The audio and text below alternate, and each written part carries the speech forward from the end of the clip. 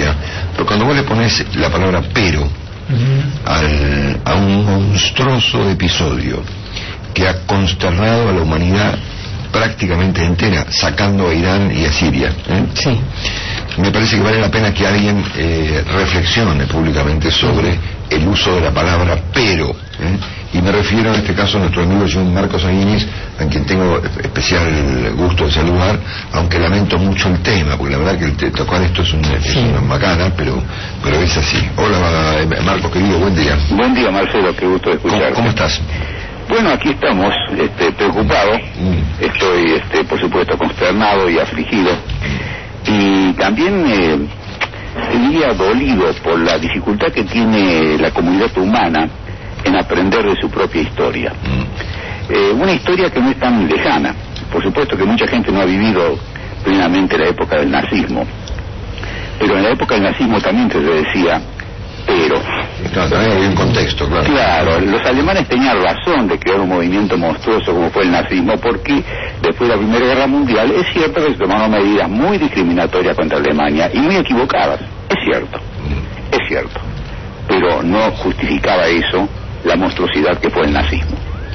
Y también hubo un dirigente que pensaba que la única forma de resolver el tema del nazismo era haciendo concesiones, tranquilizándolos, pobrecitos. Los nazis representan a un pueblo alemán que ha sido maltratado y humillado después de la Primera Guerra Mundial, y hay que darle un poquito todo lo que piden, o casi todo lo que piden, y las cosas van a ir bien. Entonces Chamberlain le dio todo lo que pedía a Hitler, y volvió haciendo de la victoria, y diciendo: he conseguido una paz por 100 años. Por supuesto no duró ni 6 meses. Esto la gente lo olvida de una manera espantosa, porque se ignora lo que está ocurriendo. Cuando se habla del contexto, como se ha ocurrido aquí, que es realmente grave, todos los crímenes tienen un contexto, todo criminal tiene un contexto. Fue abusado, fue malcriado, fue mal entrenado, por supuesto. Todo criminal o tiene alguna alteración cerebral también, ¿no? Lo cual no es culpa de él, pero bueno, pero eso es real. Lo que no significa que la sociedad deje de manejarse con leyes que aseguren la fraternidad, la justicia, la vida.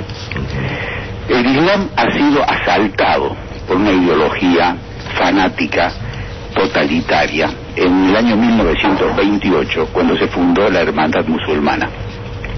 A partir de ese momento se divide la religión islámica del islamismo. Una cosa es el Islam, que como toda religión tiene aspectos sublimes y aspectos que no son tan sublimes. Toda religión los tiene. El cristianismo ha tenido la Inquisición, en el Antiguo Testamento también hay aspectos horrendos, y el Islam también tiene aspectos horrendos, pero junto con eso hay aspectos sublimes. Cada una de las suras, por ejemplo, del Corán comienza en nombre de Alá misericordioso y clemente. Entonces hay que aplicar la clemencia y la misericordia. Pero entrar a una escuela en Pakistán y asesinar decenas de niños no habla de clemencia ni de misericordia, habla de atrocidad y de la fascinación que produce cometer un crimen. Volviendo al contexto, a mí me llama la atención esta predilección argentina por subrayar el contexto de los asesinos y no el contexto de sus víctimas, ¿no? Exactamente. Bueno, esto ocurrió en Argentina. Casi el contexto de la víctima. Acordate del 11 de septiembre. Bonafini también habló del contexto de que Estados Unidos merecía ese ataque. Y no se hablaba de que había 3.000 personas inocentes que fueron liquidadas en ese atentado. Es decir, ¿quiénes son las víctimas? Las víctimas en este momento son todas las que están bajo la bota implacable de este totalitarismo. Y en primer lugar, los musulmanes. Hay miles de millones de musulmanes que están sometidos a una tiranía, a un terror que les impide a ellos crecer, pensar y expresarse libremente. Las primeras víctimas de todo esto son los mismos musulmanes. No he tenido la cantidad de mujeres musulmanas que son obligadas a cubrirse el rostro, como si su rostro fuera la expresión de un monstruo. Miles de mujeres, de niñas musulmanas, que son abusadas a partir de los 6 o 7 u 8 años de edad, porque existe la leyenda de que Mahoma se prendió de una pequeña a los 6 años de edad, una chica llamada Aisha. Todas estas cosas no podemos dejar de repudiarlas, pero tenemos que al mismo tiempo ayudar a los buenos musulmanes a los que son simples creyentes y que se basan en las partes positivas del Islam, y no apoyar la ideología que usa el Islam justamente en sentido completamente opuesto. Es lo mismo que ocurría, por ejemplo, con el nazismo. Era correcto apoyar a Alemania en el sentido de que merecía reivindicarse, merecía ser reconsiderada otra vez como parte del mundo civilizado, pero otra cosa era defender al nazismo. Y aquí pasa lo mismo. No podemos defender al Islam. Además hay gente muy ignorante, no sabe lo que es la hermandad musulmana, no conoce sus textos, no conoce la carta fundacional de Hamás, por ejemplo. Es una carta fundacional que eriza los pelos, que declara la guerra al mundo, e insiste que prefieren la muerte a la vida, y todo asesino que grita al matar, que lo hace en nombre de Alá, se convierte en un mártir que merece ser recordado con admiración, con veneración. Todo esto es muy grave. ¿Y de qué forma se lo combate? No alcanza con largar unas cuantas bombas. Tiene que haber un acuerdo mundial en el cual los países que, por ejemplo, están financiando estos movimientos terroristas pongan las cartas sobre la mesa. Qatar es uno de los grandes fuentes financieras de esto. Y a Qatar la gente va, viaja, se divierte con esa especie de Walt Disney Medio Oriente que han armado allá gracias al petróleo que consume Occidente, por supuesto. Y esto tiene que enfrentarse de una forma clara y con firmeza, y todos aquellos que lo niegan, que lo tratan de aminorar, hablando de contextos o usando la palabra pero, como dijiste vos recién, deben ser descalificados, como los Chamberlain, y considerarlos traidores de la civilización, de la paz, de la hermandad, del progreso.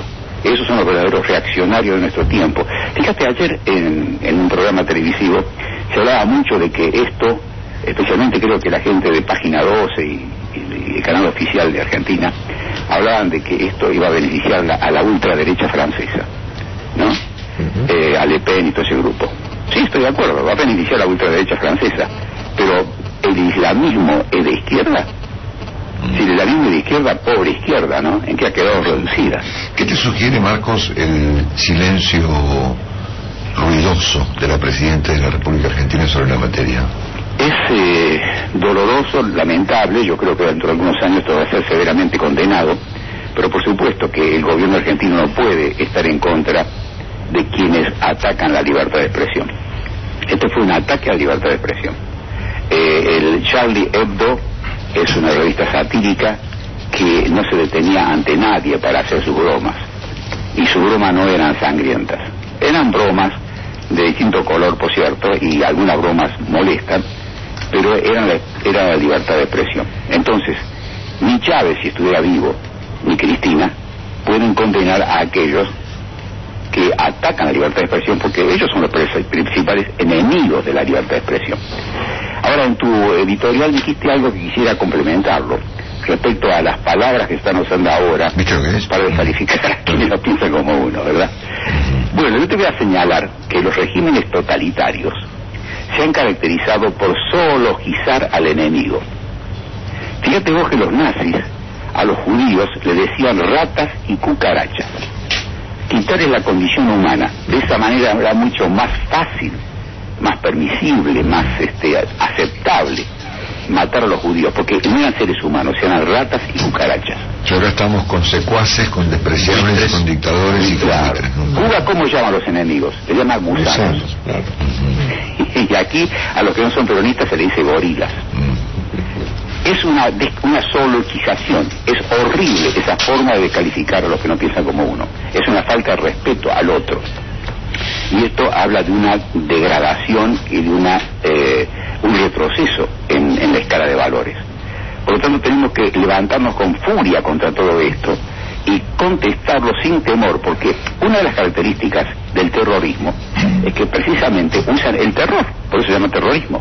Usan el terror y el miedo para enmudecer al opositor, al que piensa de otra forma. Y lo que necesitamos nosotros es dejar de tener miedo. Chamberlain tenía miedo, por eso cayó de rodillas ante Hitler. Churchill, a pesar de sentirse que todavía estaba débil desde el punto de vista de la defensa de Gran Bretaña, no tenía miedo. Y entonces dijo, con lágrimas y sangre combatiremos al enemigo, y bueno, y así fue la cosa.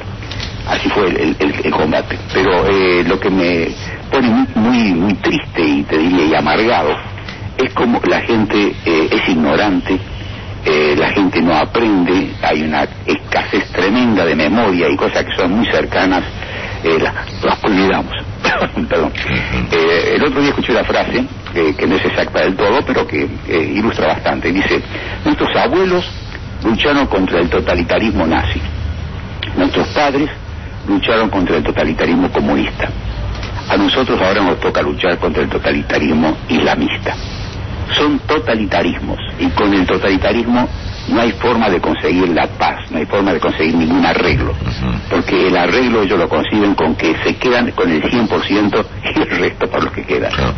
Marco, por último, finalmente, suena bastante ruidoso, profesor, algún término que se me viene en la cabeza, el énfasis que la Presidente en particular y diversos integrantes del gobierno utilizan para descalificar a los argentinos en las últimas 72 horas, en la última semana, ponele, y han sido más elocuentes en la condena a Mirta Legrand, a Willy Coban o a no sé cuál es el ministro de Economía, que a semejante atentado. Es muy triste, pero es así. Sí, efectivamente, pero es la técnica del terror, Marcelo, es la técnica del terror, es meter miedo. Es meter miedo, y efectivamente logran éxito en muchos lugares. El miedo es fundamental para el totalitarismo, y el miedo es contagioso y justamente hace que esta gente logre mantenerse en el poder gracias al miedo. Por eso que es una lucha difícil, donde no solamente están los instrumentos de lucha, sino que también está la parte psicológica, la parte moral, que debe ser firme y no dejarse someter por ese miedo. Pero todas estas descalificaciones apuntan a producir miedo. Mucha gente, para no ser descalificada con estas palabras zoologizantes, en muchos casos, aceptan cualquier cosa y tratan de mantenerse al margen. Por eso en Argentina tenemos la gran paradoja, y sobre esto, Marcelo, tenemos que insistir también, de que la Argentina, a pesar de todo lo que le ha pasado, le ha ocurrido, es un país que tiene una extraordinaria reserva de gente capaz, de mucha gente capaz. Hay recursos humanos muy buenos en Argentina, pero estos recursos humanos buenos están callados, en silencio, como en reserva, temerosos, escondidos, como le ocurrió a los judíos en la época nazi, escondidos, y no se manifiestan, justamente por la agresión de este terrorismo verbal que aplica el oficialismo. Marcos, un abrazo, buen fin de semana. Igualmente a vos, Marcos. El señor Marcos Aguini con nosotros.